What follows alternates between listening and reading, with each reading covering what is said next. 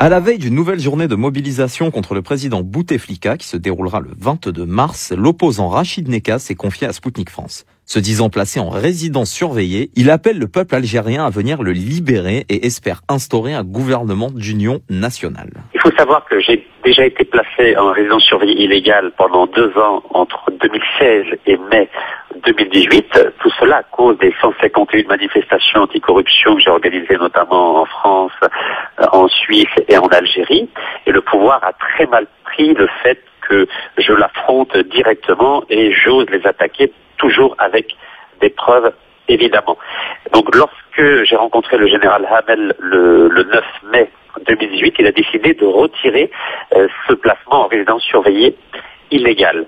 Et malheureusement, depuis le 24 février, lors de mon dernier meeting populaire dans la ville de Tizi Ouzou, en Kabylie, le pouvoir a décidé de m'interdire tout déplacement dans le pays, parce qu'il faut savoir qu'à chaque fois que je me déplace dans le pays, il y a entre 5 et 15 000 personnes qui viennent à ma rencontre et qui signent les parrainages en vue de ma candidature aux élections présidentielles. Et donc depuis le 24 février, je suis placé en résidence surveillée illégale, ou bien dans mon village qui est situé à 250 km à l'ouest d'Alger, ou bien dans le bureau de mon parti politique, donc le Mouvement pour la jeunesse et les changements, qui est situé en plein cœur d'Alger. Donc concrètement, aujourd'hui, il y a 15 policiers devant mon domicile et j'ai interdiction absolue de me déplacer. Et donc là, vous pouvez pas sortir de chez vous. Aujourd'hui, je ne peux pas sortir de chez moi depuis le 24 février. Je suis revenu de France où j'avais participé aux manifestations donc à Paris, et à mon arrivée à 6h45, j'ai été placé en garde à vue pendant 24 heures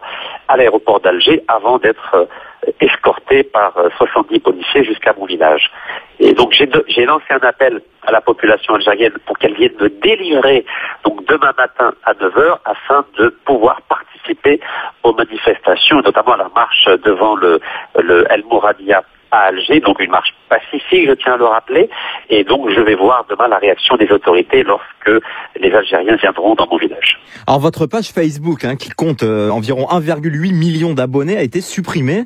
Que s'est-il passé? Qui a motivé cette décision? Ma page Facebook avait déjà été piratée donc en décembre 2017 pendant 3 jours, et nous avons pu détecter qui était à l'origine donc de ce piratage. Donc c'est une personne qui vient de Tlemcen. Tlemcen, c'est le fief du président Bouteflika, donc à l'ouest du pays, et les autorités n'ont jamais accepté que je puisse porter plainte contre cette personne dont on a réussi à avoir l'adresse IP.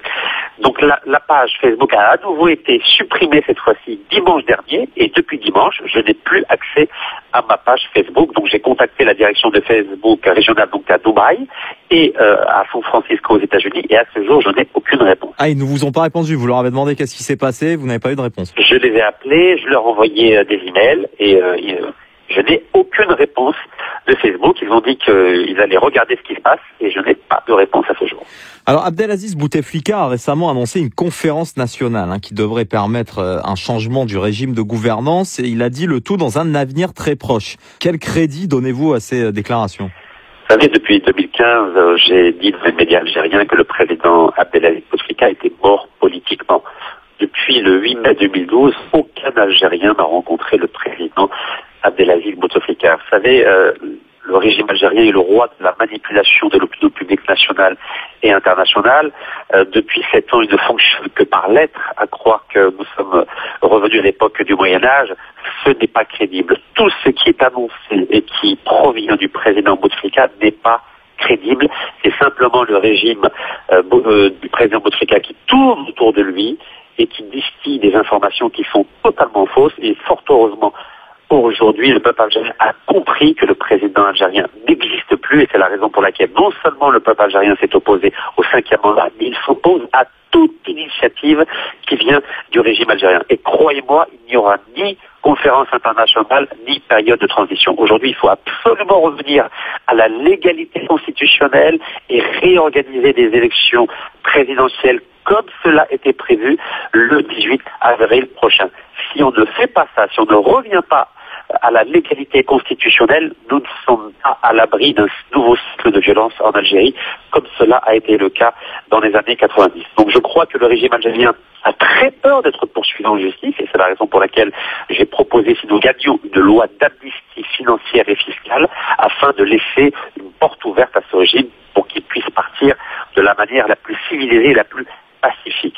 Et je crois que c'est à cette condition seulement qu'on pourra voir, j'aimerais dire, une lumière démocratique dans notre pays. S'il n'y a pas cette loi d'amnistie fiscale et financière, je crois qu'il y aura un nouveau cycle de la violence en Algérie, malheureusement. Alors vous avez appelé les Algériens à aller prendre un thé à El Mouradia, le palais présidentiel, lors de la manifestation qui est prévue demain, 22 mars.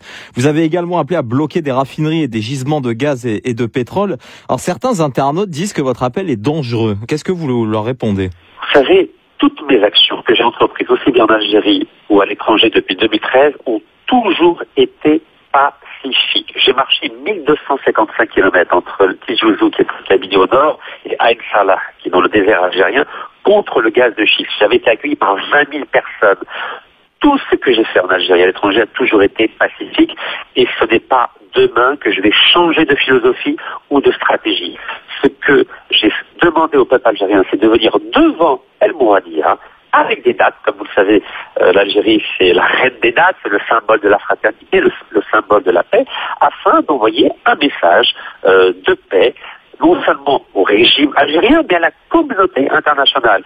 Et lorsque j'ai demandé aussi à ce qu'on bloque les raffineries de pétrole aussi bien dans le désert que dans le nord du pays, c'est pour faire réagir la communauté internationale pour qu'elle cesse de soutenir la dictature de Bouteflika. Et je suis très heureux de voir que des manifestants ont bloqué les raffineries à Hassi-R'Mel et à Hassi-Mefrou dans le désert, donc ce qui veut bien dire que mes appels sont entendus par la population, et j'ai bon espoir que demain, grâce au soutien de la population qui va venir dans mon village, nous puissions aller avec des dates devant le palais d'El Mouradia pour adresser un message de paix, et cela se fera si les autorités acceptent dans une ambiance bon enfant, une ambiance pacifique.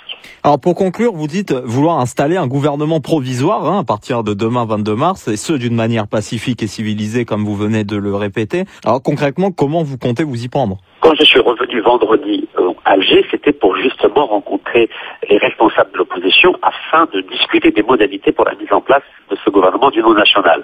Force est de constater qu'on a tout fait pour que je ne puisse avoir aucun contact avec un quelconque responsable de l'opposition, et surtout que je ne puisse absolument pas me déplacer. Donc il y a une volonté du régime dictatorial de m'empêcher de constituer ce gouvernement d'union nationale, mais j'espère que dans les jours à venir, cela va être possible, notamment en retrouvant ma liberté de circulation, Inch'Allah.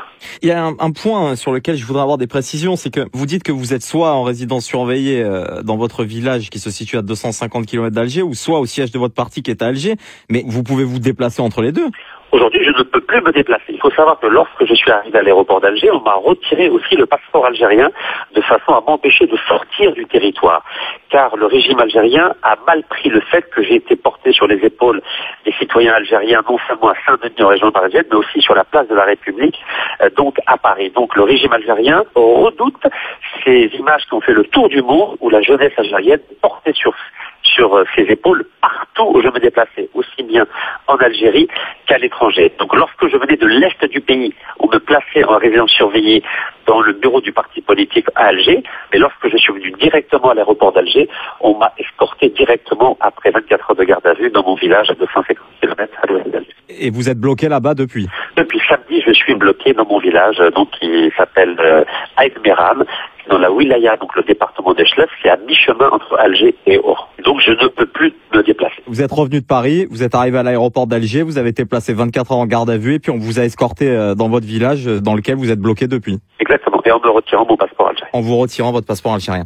Très bien, merci beaucoup Rachid Nekaz de nous avoir accordé un petit peu de votre temps. C'est moi qui vous remercie. Ça m'a permis un peu de m'évader, comme je disais. C'était Rachid Nekaz qui s'est confié au micro de Spoutnik France à la veille d'une nouvelle journée de mobilisation vendredi 22 mars en Algérie contre le président Bouteflika.